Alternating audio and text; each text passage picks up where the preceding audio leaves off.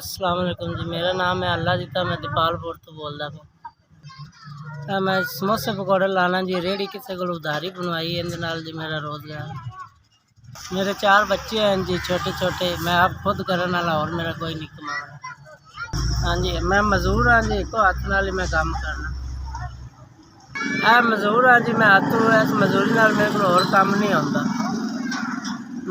मैं और काम नहीं कर सकता, एक हथ मैं मजदूर हाँ। मैं निक्की जी रेहड़ी लाई समोसे की, इहदे नाल जी मेरा घर नहीं चलता, रोज़गार नहीं चलता। इहदे 400-500 रुपया बचता है जी, उहदे नाल रोज़गार नहीं चलता। छोटे छोटे बच्चे ने, महंगाई बहुत ज़्यादा है जी, कदे आटा लैना पैंदा, कदे खंड, कदे दुध, कदे घ्यो। मैं बहुत ज़्यादा परेशान हाँ जी। हाँ जी, कदे किराया देना पैंदा है जी, इहदे बचत कोई नहीं आती जी। लग जावन तो ठीक है, नहीं तो फिर घर लै जाइए वापस।